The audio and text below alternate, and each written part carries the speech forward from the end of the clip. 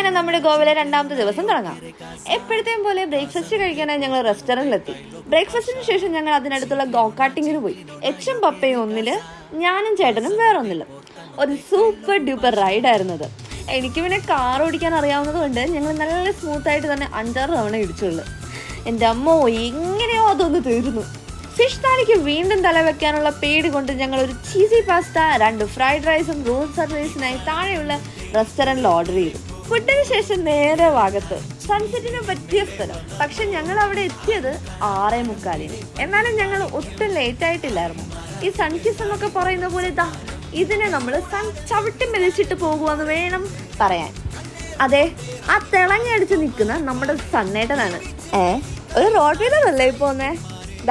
അത് കഴിഞ്ഞപ്പോൾ സൺ ബാത്ത് കഴിഞ്ഞു പോകുന്ന ഒരു കാളക്കുട്ടനെ ഞങ്ങൾ കണ്ട്. ഇതൊക്കെ ഇവിടെ നോർമലല്ലേ. ഗോവയിൽ വരുന്നവർ വാഗത്തൂർ ബീച്ച് മസ്റ്റായി വിസിറ്റ് ചെയ്യണം. കാരണം ഇത്രയും കാം ആൻഡ് ക്വയറ്റായ ബീച്ച് ഞാൻ ആദ്യമായിട്ടാണ് കാണുന്നത്. പിന്നെ നമ്മുടെ സ്ഥിരം പരിപാടി, കുറച്ച് നടക്കുന്ന വീഡിയോസും നിൽക്കുന്ന വീഡിയോസും അങ്ങനെ. വാഗത്തൂർ ബീച്ചിന്റെ സൈഡിലായിട്ട് ഹിപ്പി ഐറ്റംസ് കിട്ടുന്ന കുറച്ച് ഷോപ്പ് ഉണ്ട്. ഞങ്ങൾ അവിടെ ഒക്കെ കയറി ഇറങ്ങി. ഗോവയിൽ വെച്ച് ഞങ്ങൾ പരിചയപ്പെട്ട ഒരു സംഗീത വിദ്വാൻ. എന്തൊക്കെ വേണ്ടാന്ന് വെച്ചാലും നമ്മൾ ഫുഡ് വേണ്ടാന്ന് വെക്കില്ലല്ലോ. ഞങ്ങൾ അങ്ങനെ എന്തൊക്കെയോ സ്ട്രീറ്റ് ഫുഡ്സ് വാങ്ങി കഴിച്ചു. എച്ചിനൊരു ടാറ്റു അടിക്കണമെന്ന് ഞങ്ങളടുത്ത് പറഞ്ഞു. കൊച്ചുങ്ങൾ എന്നായാലും ആഗ്രഹം പറഞ്ഞ നമ്മളെ കൊണ്ട് പറ്റുവാന്നെ അതങ്ങ് സാധിച്ചു കൊടുത്തേക്കണം. ശരിക്കും എച്ചിനെ അങ്ങോട്ട് മനസ്സിലാവുന്നില്ല. നേരത്തെ ഒരു കലത്തിലടിച്ച് മ്യൂസിക് ക്രിയേറ്റ് ചെയ്ത് ഇപ്പൊ കൈത മുറിച്ചൊരു പീപ്പിയും. അങ്ങനെ ഞങ്ങൾ തിരിച്ച് റൂമിലേക്ക് പോയി. അവിടെ സ്കൂട്ടർ വെച്ച് ഞങ്ങൾ നൈറ്റ് ലൈഫ് നടന്ന് എൻജോയ് ചെയ്യാനായി ഇറങ്ങി. സ്ട്രോബെറി ജാം 150 രൂപ. എൻ്റെ അമ്മോ, ഇവിടുത്തെ ചായ പൊളി ടേസ്റ്റ് ആണ്. അതുപോലെ തന്നെ ഇവരുടെ സമൂസയും. തട്ടത്തിൻ പറയത്തില്ല, വിനോദ് പറയുന്ന പോലെ എൻ്റെ സാറേ. അവിടെ ഞങ്ങൾ നേരെ പോയത് ബിയർ ആൻഡ് വൈൻ പാർലറിലേക്കാണ്. ഇത്രയും കുപ്പി ഒരുമിച്ച് കണ്ടപ്പോൾ എച്ചിന്റെ കണ്ണ് തള്ളിപ്പോയി.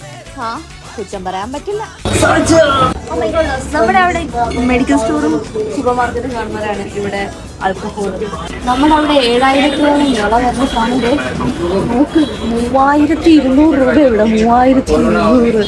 ഞങ്ങൾ അങ്ങനെ കുറച്ച് സാധനവും പിന്നെ കുറച്ച് ആഡ് ഓണും ഒക്കെ വാങ്ങിക്കൊണ്ട് റൂമിലേക്ക് പോയി. രാത്രിയായപ്പോൾ എച്ചിന്റെ അടുത്ത ആഗ്രഹം 1:45 നടക്കാൻ പോണമെന്ന്. വീണ്ടും കൊച്ചുങ്ങൾ എന്നായാലും ആഗ്രഹം പറഞ്ഞ നമ്മളെ കൊണ്ട് പറ്റുവാന്നെ അതങ്ങ് സാധിച്ചു കൊടുത്തേക്കണം. അങ്ങനെ ഗോവയിലെ അണലി. അങ്ങനെ അണലി സാറിനെയും കണ്ട് ഞങ്ങൾ തിരിച്ച് റൂമിലെത്തിയതോടെ ഇന്നത്തെ അധ്യായം ഇവിടെ അവസാനിക്കുന്നു. Bye bye.